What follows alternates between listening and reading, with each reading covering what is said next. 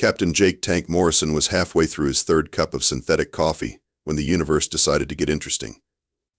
He'd been hauling a shipment of hydroponic tomatoes from Mars to Luna Station, not exactly the glamorous space trucker life the recruitment posters had promised, when every tiny communication channel in the solar system suddenly lit up like a Christmas tree.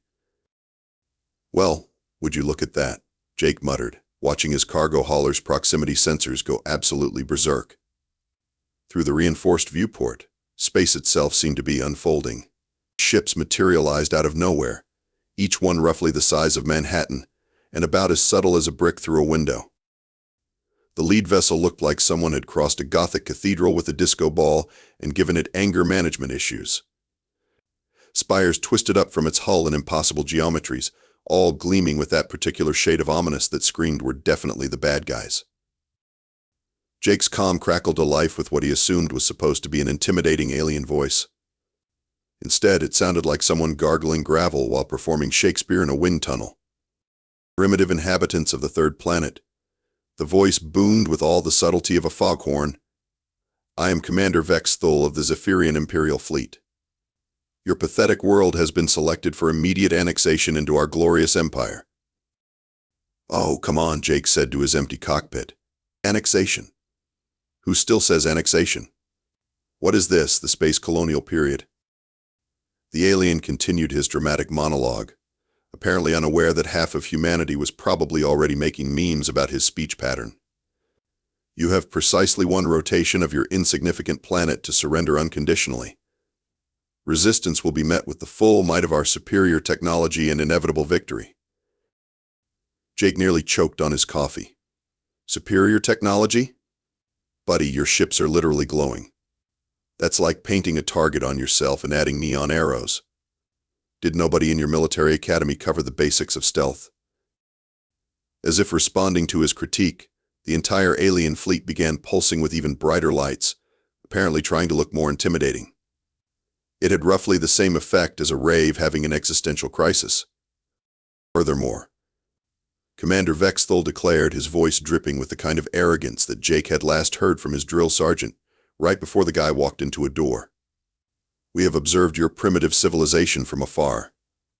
Your crude weapons and fractured societies present no challenge to our advanced." "Advanced?" Jake interrupted, though he knew the alien couldn't hear him. "Dude, you're broadcasting on an open channel that every ham radio operator from here to Neptune can intercept. My nephew could hack this signal with a gaming console and some spare time." The communication cut off, presumably so Commander Vex'thul could go practice his evil laugh in private. Jake sat back in his pilot's chair, staring at the fleet of ships that looked like they'd been designed by committee specifically. A committee of theater majors with a serious overconfidence problem.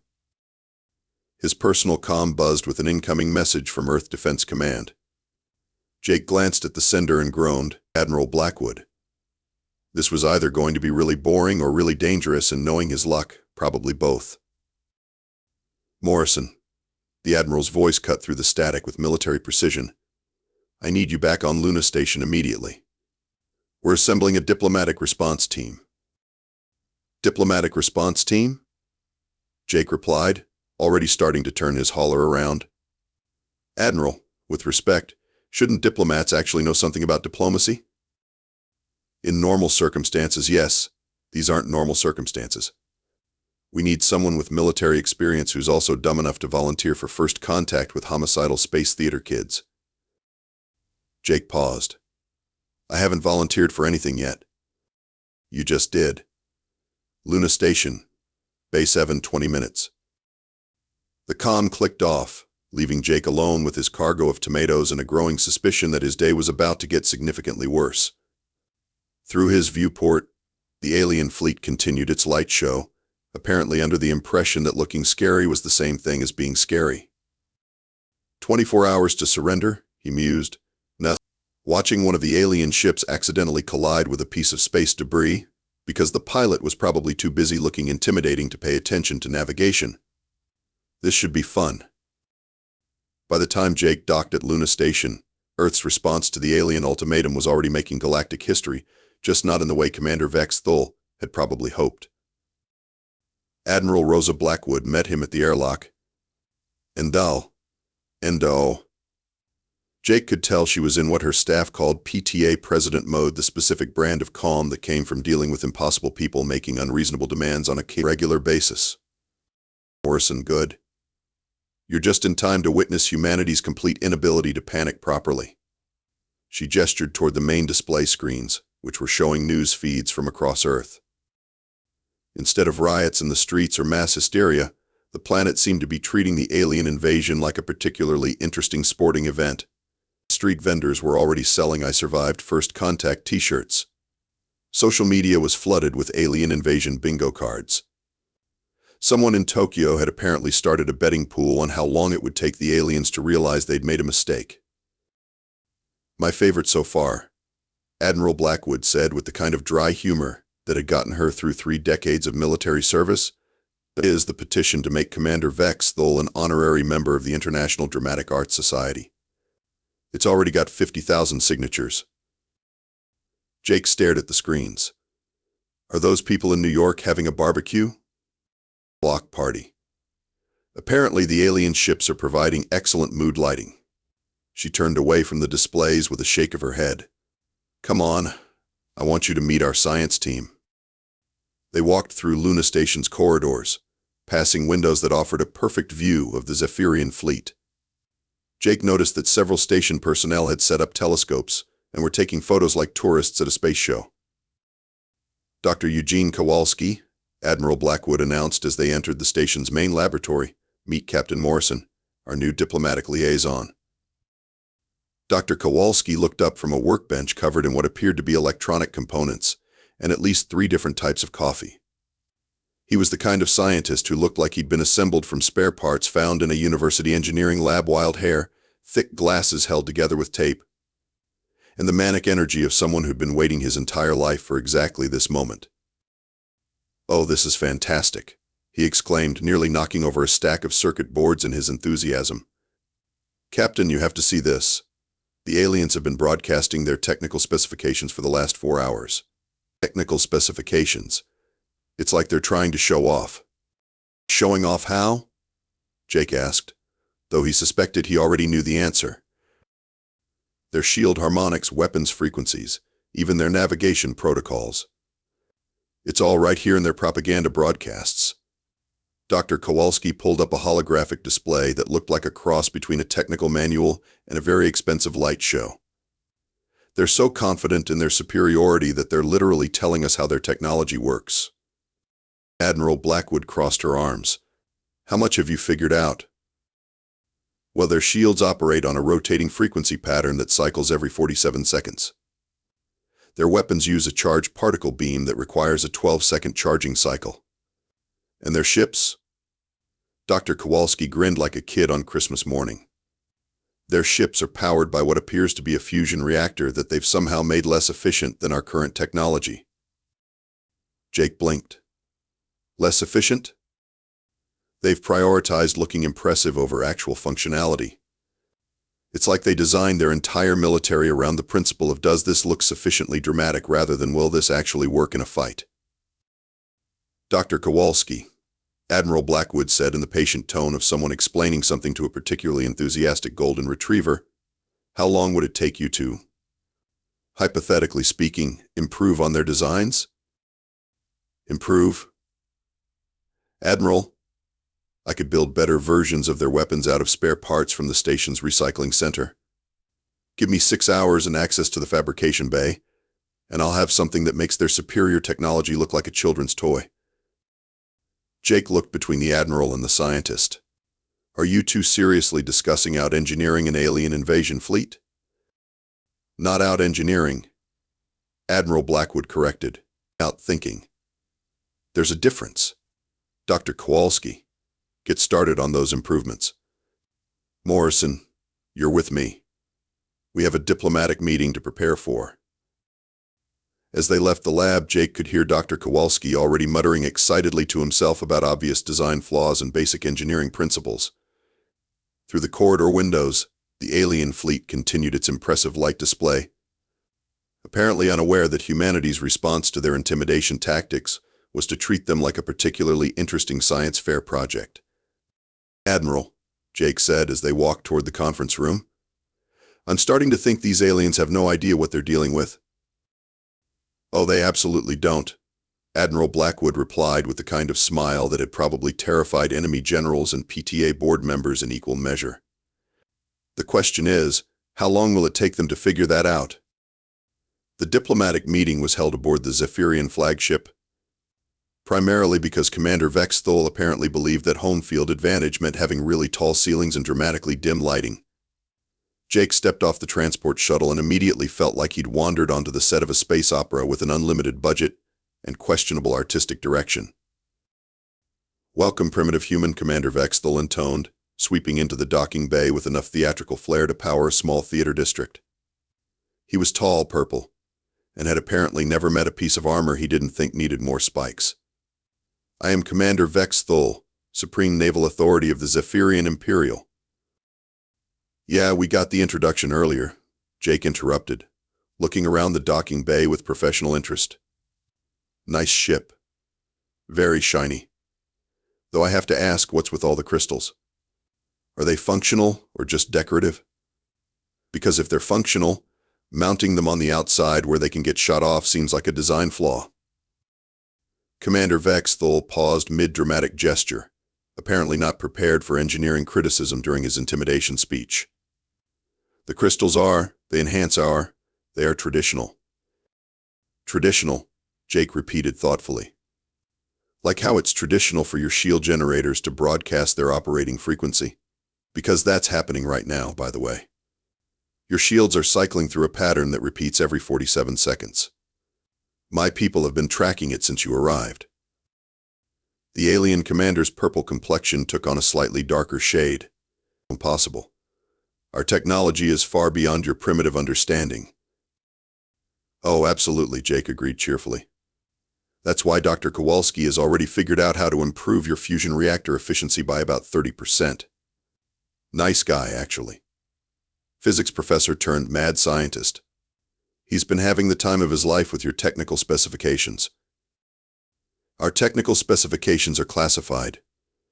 Commander, you've been broadcasting them on open channels for the last 6 hours. Half the engineering students at MIT are probably working on improved versions for their final projects." Jake gestured to the ornate corridor they were walking through. "Speaking of which, is there a reason your hallways are designed like a maze? Because from a tactical perspective, that seems like it would make emergency evacuation pretty much impossible." Commander Vex'thul stopped walking entirely. "Emergency evacuation? You know, if something goes wrong. Fire, hull breach, hostile boarding action. Basic ship safety. Although I guess if you've never encountered serious resistance, you might not have considered. We are the Zephyrian Imperial Fleet," the alien commander declared, his voice echoing dramatically off the unnecessarily high ceilings. "We are the most feared military force in 12-star systems. We do not require contingency plans for defeat because defeat is impossible." Jake nodded slowly. "Right. And how's that working out for you so far?" They reached what appeared to be the ship's bridge, which looked like someone had decided that what spaceship command centers really needed was more throne room and less practical functionality. Commander Vex'thul took his position at what could only be described as a command throne, while Jake remained standing because apparently providing chairs for visitors would have undermined the intimidation factor. "Human," Commander Vex'thul began, settling into his dramatically oversized seat, "you will now witness the futility of resistance. Observe the might of our fleet."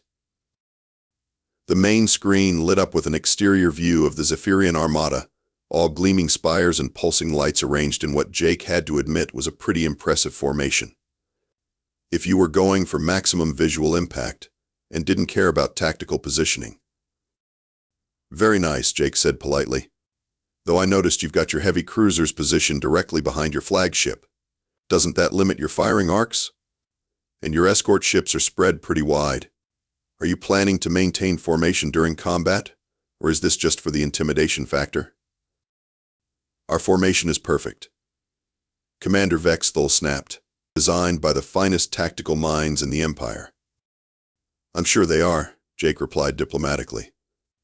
It's just that Dr. Kowalski mentioned something about overlapping shield frequencies causing interference patterns, and Admiral Blackwood was curious about your point defense coverage, and enough.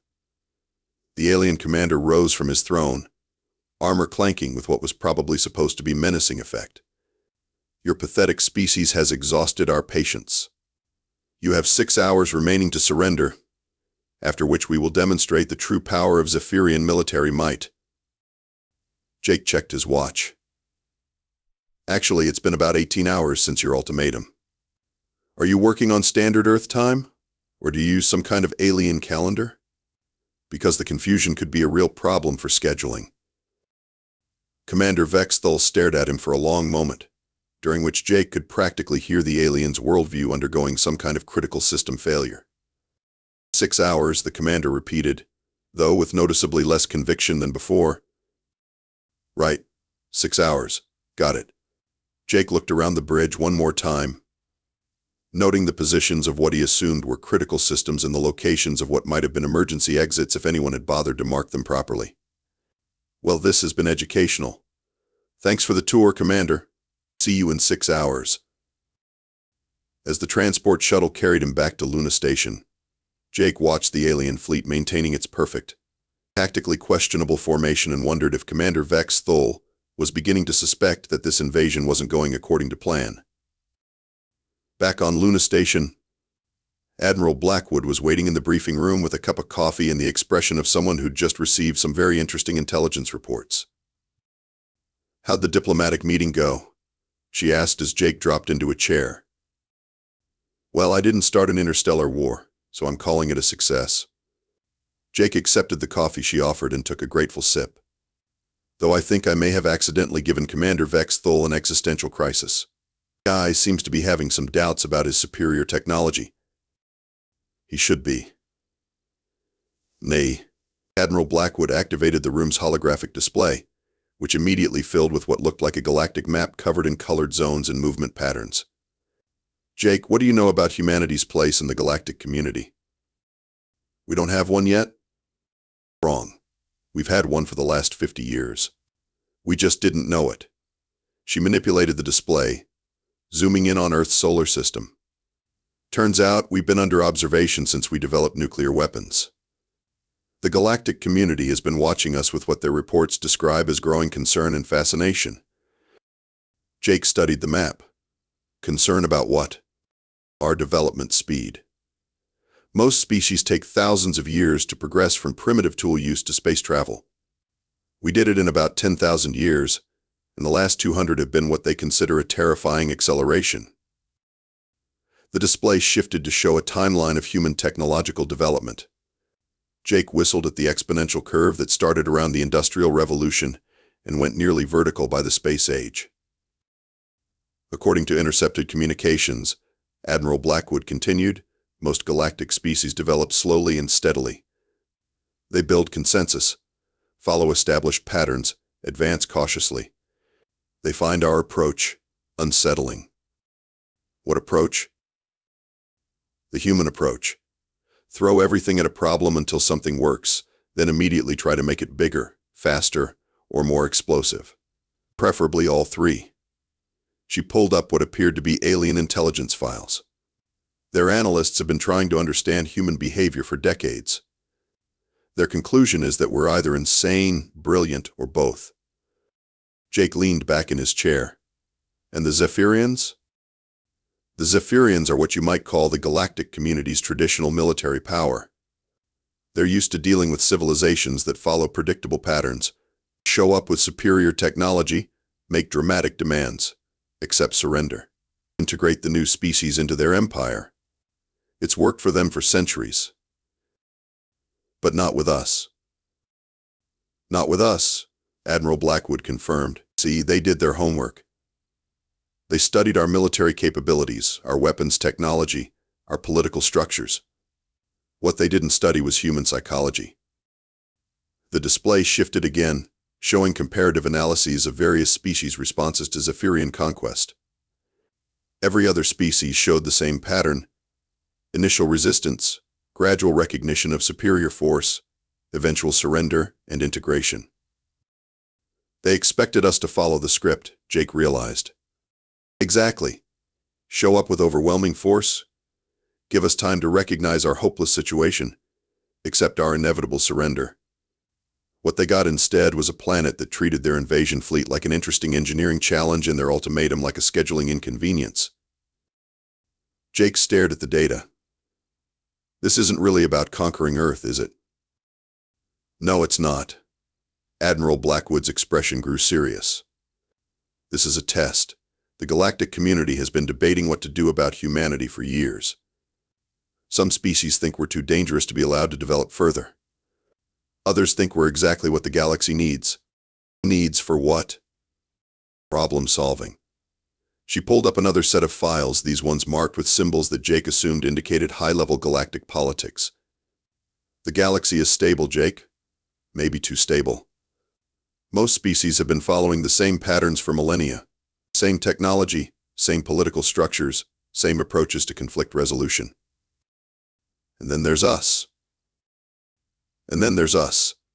The species that went from wooden sailing ships to faster-than-light travel in 300 years. The species that looks at impossible problems and asks, what if we just tried something completely different? Jake processed this information while finishing his coffee. So the Zephyrians are basically here to see if we're ready for galactic citizenship, or if we need to be contained. That's the theory. Pass the test, and humanity gets invited to join the galactic community as an equal partner. Fail the test. She didn't need to finish that sentence. What constitutes passing? Unknown. But I suspect it has something to do with demonstrating that our unconventional approach to problem solving is an asset rather than a threat. Admiral Blackwood deactivated the display and stood up. Jake, in about 5 hours, Commander Vex'thul is going to discover whether his centuries-old conquest strategy works on a species that doesn't follow anyone else's rules. Jake grinned. Should be interesting. That's one word for it. Dr. Kowalski finished his improvements to their technology, by the way. Turns out, when you actually optimize alien tech for efficiency instead of dramatic effect, you get some pretty impressive results. How impressive? Impressive enough that I think Commander Vex'thul is about to learn why most of the galaxy considers humanity a potential problem species. When Commander Vex'thul's deadline arrived, humanity's response was characteristically unpredictable. Instead of surrendering or mounting a desperate last-ditch defense, Earth Defense Command did something that had never occurred to the Zephyrians as a possibility. They invited the aliens to a demonstration. A demonstration? Commander Vex'thul's voice crackled through the communication array aboard Luna Station, carrying a note of confusion that suggested his tactical training hadn't covered this particular scenario. That's right, Admiral Blackwood replied with the professional courtesy of someone who'd spent years dealing with difficult customers. We've prepared a small presentation showcasing humanity's contributions to galactic military science. We thought you might find it educational. Jake, standing beside the Admiral in Luna Station's command center, watched the main display as the Zephyrian fleet maintained its formation, apparently uncertain how to respond to an invitation to what amounted to an alien technology show and tell. Dr. Kowalski, Admiral Blackwood continued, would you care to begin the presentation? Dr. Kowalski, who had spent the last several hours in what could only be described as a caffeine-fueled engineering frenzy, activated a control panel that looked like it had been assembled from spare parts and boundless enthusiasm. Certainly, Admiral. The scientist's voice carried the manic energy of someone who'd been waiting his entire career for this moment. Commander Vex'thul, observe display unit Alpha. A section of space near Luna Station suddenly lit up as what appeared to be a small asteroid revealed itself to be something considerably more interesting. The rocky exterior fell away like a shell, revealing a sleek, predatory-looking craft that bore absolutely no resemblance to anything in any galactic military database. This is humanity's interpretation of your shield technology, Dr. Kowalski explained cheerfully. We noticed that your shields operate on a predictable frequency rotation, so we designed a weapon system that automatically adjusts to match and penetrate defensive harmonics. The power source is a miniaturized fusion reactor based on your designs, but with improved efficiency ratios. The demonstration craft fired a brief burst of energy that passed through a deployed Zephyrian shield like it wasn't even there. Impossible. Commander Vex'thul's voice had lost most of its dramatic flair and gained a distinctly worried edge. "Oh, that's just the beginning," Jake said, keying his own communicator. "Admiral Blackwood, would you like to show Commander Vex'thul what happens when humans apply lateral thinking to traditional military doctrine?" "With pleasure." The Admiral activated another control panel. "Commander, you'll notice that your fleet is maintaining a standard intimidation formation. Very impressive visually. Excellent for psychological warfare against conventional opponents. Our formation is tactically perfect." Vex'thul protested, though with noticeably less conviction than he'd shown during their previous conversations. "For traditional engagement scenarios, absolutely. However, humans have a tendency to ignore traditional engagement scenarios." Admiral Blackwood's smile was the kind that had probably made enemy admirals reconsider their career choices. "Jake, would you care to demonstrate unconventional tactical thinking?" Jake activated his personal communicator. "All units, this is Tank. Execute operation How Did We Get Here?"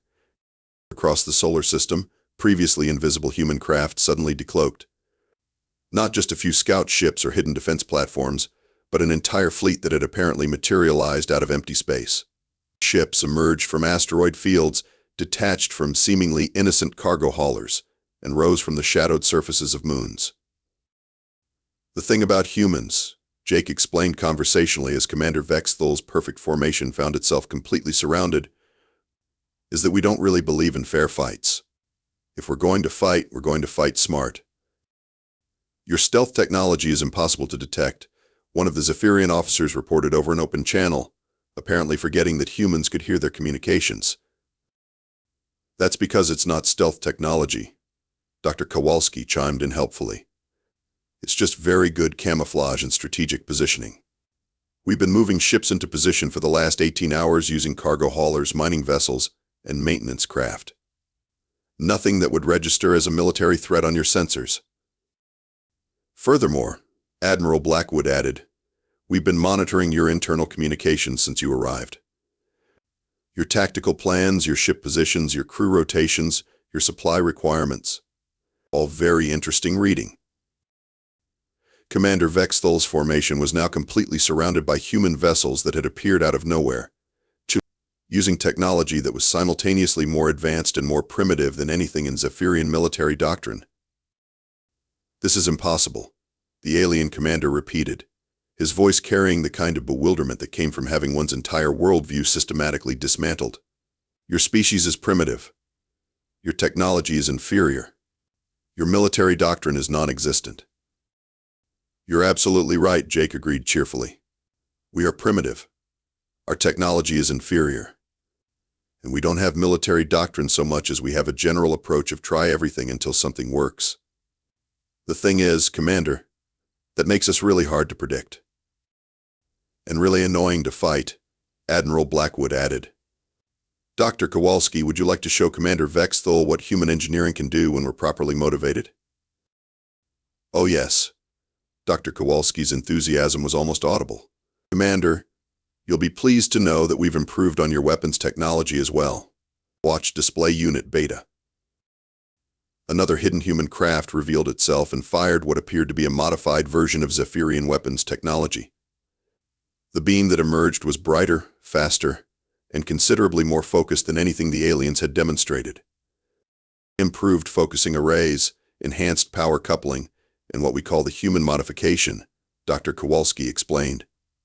"We made it louder and more impressive. Humans like things that are loud and impressive." The beam struck an abandoned asteroid and reduced it to component atoms with what Jake had to admit was a very satisfying flash of light. "The question, Commander," Admiral Blackwood said with the patience of someone explaining something to a particularly slow student, "that is whether you'd like to continue with your invasion plan, or whether you'd prefer to discuss alternative approaches to human-Zephyrian relations." Commander Vex'thul's reply took several minutes, during which Jake assumed the alien commander was having what humans would call a come-to-Jesus moment regarding his understanding of galactic military hierarchy. "Perhaps," Commander Vex'thul finally said, his voice carrying the careful tone of someone who just realized they'd brought a knife to a nuclear physics convention. We should discuss alternative approaches. The post-battle conference was held aboard Luna Station, partly because it was neutral territory and partly because Commander Vex'thul seemed to have developed an aversion to making dramatic entrances. The alien commander sat across from Admiral Blackwood, Dr. Kowalski, and Jake in what was probably the most subdued diplomatic meeting in Zephyrian military history. "So," Jake said, accepting a cup of coffee from the station's hospitality staff, "I'm guessing this wasn't how your conquest usually goes." Commander Vex'thul, who had shed most of his dramatic armor in favor of what appeared to be a more practical uniform, managed a sound that might have been a laugh if aliens laughed. In 12 previous campaigns, the conquered species surrendered within the first day of demonstrations, usually within the first hour. "Well, humans have never been particularly good at following scripts," Admiral Blackwood observed diplomatically. "Dr. Kowalski, how are those technology exchanges coming along?" The scientist looked up from a tablet covered in what appeared to be collaborative engineering notes. "Fascinating. Commander, your people have some genuinely innovative approaches to energy distribution. And your materials science is remarkable, even if your application could use some refinement." "Refinement?" Commander Vex'thul repeated thoughtfully. "Human refinement appears to consist of making everything more efficient and considerably more destructive." "That's the human way," Jake agreed cheerfully. "Why have one solution when you can have 12 better solutions and 3 backup plans?" Admiral Blackwood activated the conference room's main display, which showed the current disposition of both fleets. The Zephyrian vessels had moved into a more practical formation, while the human ships had largely decloaked to reveal the true scope of Earth's defensive preparations. "Commander," she said, "I think it's time we discuss the real purpose of your visit." Vex'thul's posture shifted slightly. You know, we figured it out. This wasn't really an invasion, was it? This was an evaluation." The alien commander was silent for a moment before responding. "The Galactic Council has been concerned about human development for several decades. Your species progresses at a rate that most civilizations find unsettling." "Unsettling how?" Jake asked, though he suspected he already knew. "Most species require millennia to achieve what you have accomplished in centuries. Most species develop along predictable lines. Most species," Vex'thul paused, apparently searching for the right words. "Most species do not look at a problem and immediately begin discussing 17 different ways to solve it, most of which involve controlled explosions." Dr. Kowalski grinned. "Controlled explosions are very versatile problem-solving tools." "Yes," Vex'thul said dryly. "We noticed." Admiral Blackwood leaned forward. "So the question was whether humanity was ready for galactic citizenship, or whether we needed to be contained before we became a threat." That was the theory. The Galactic Council designed this scenario to test human responses to overwhelming force. Previous species have demonstrated their readiness for citizenship through diplomacy, strategic surrender, or gradual technological adaptation. And we demonstrated our readiness by completely ignoring your overwhelming force and turning it into an engineering challenge, Jake realized. That is one interpretation. Commander Vex'thul actually smiled, an expression that transformed his entire face from imposing to merely alien. The other interpretation is that humanity demonstrated exactly the kind of innovative thinking that the galaxy needs. Admiral Blackwood raised an eyebrow. Needs for what? The Galactic Council faces challenges that traditional approaches have failed to resolve. Conflicts that require unconventional solutions. Problems that need the kind of lateral thinking that most species find. He gestured helplessly. Impossible? Dr. Kowalski suggested. Insane, Vex'thul corrected. But effective. Jake sat back in his chair, processing this information. So we passed the test? You didn't just pass the test. You redesigned the test, improved its efficiency, and turned it into a collaborative engineering project. Commander Vex'thul activated his own communication device. Council authority. This is Fleet Commander Vex'thul reporting successful completion of the Human Integration Assessment. The response came immediately, in a language that sounded like music being filtered through mathematics. Vex'thul replied in the same tongue before turning back to the humans. "Congratulations," he said formally. "Humanity has been granted full citizenship status in the galactic community, with special designation as a consulting species for unconventional problem resolution." "That's a fancy way of saying we're the galaxy's troubleshooters," Jake translated. "That is surprisingly accurate." Admiral Blackwood stood and extended her hand. "Commander, it's been an honor. And thank you for one of the most interesting military exercises in human history." Vex'thul accepted the handshake, still looking slightly bewildered by the entire experience. "Admiral, in 12 campaigns, I have never had my invasion fleet turned into a joint technology development project. It has been educational." As the formal ceremonies concluded and the Zephyrian fleet prepared to depart, Jake found himself assigned to a new position, humanity's first galactic liaison officer. It was, Admiral Blackwood explained, a fancy title for the guy who explains human logic to confused aliens. "So what's my first assignment?" Jake asked as they watched Commander Vex'thul's ship preparing to leave. "Apparently there's a situation in the Andromeda sector involving a species that's developed artificial intelligence, but can't figure out how to turn it off. The Galactic Council's traditional approaches aren't working." Jake grinned. "Sounds like a job for human lateral thinking." "That's what they're hoping. Congratulations, Jake. You're now humanity's official representative to a galaxy that thinks we're either brilliant or completely insane." "Why not both?" Admiral Blackwood's answering smile suggested she was perfectly comfortable with that assessment. Why not both, indeed? As the Zephyrian fleet departed, Earth received its first official galactic communication, a formal welcome to the galactic community, along with its new classification as a death world inhabited by terrifyingly resourceful beings. Humanity, characteristically, took this as a compliment.